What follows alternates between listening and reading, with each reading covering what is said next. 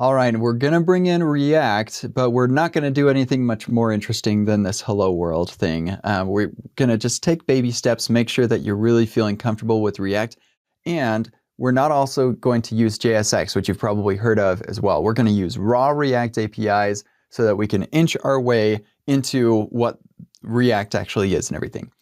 So we're going to start out with just some raw React stuff. What's interesting is because we learned about how to create elements with document create element, this is what React is built on top of. And so you can find in the React GitHub code base where that create element happens. So we have owner document. This is, adds a whole bunch of stuff when you're talking about like potential iframes and stuff like that. But so we've got our document create element, and then the type could be like our string of div or p tag or whatever.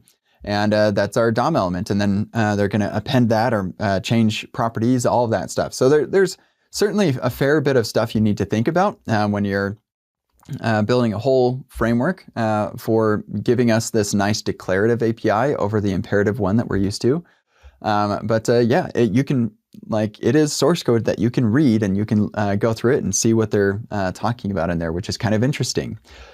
Finally, the other thing you need to know about is React is more than just a single package. There are actually two packages that we're going to be using that are relevant for the web, and that is the React package and the React DOM package. And so React is responsible for programmatic features. So hooks we'll talk about later, components, the different APIs and directives and stuff, which we'll get into throughout all of the workshops in Epic React. And then React DOM is responsible for the DOM side of things. So turning React elements into something that can be rendered to the DOM and creating that element. And it does have some stuff around components and hooks and different these different APIs that are some like specific to the web. And we'll get into all of this stuff.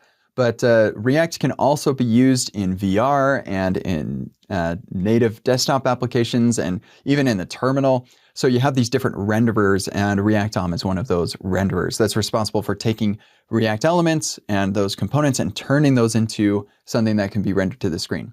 So as we're going through this exercise, you're going to have React and React DOM on the page. Those will be loaded from our public directory, and we've got those linked out to wherever you can find those packages. And you're going to be using React to create elements and React DOM to append those elements to the page and turn those elements into some DOM.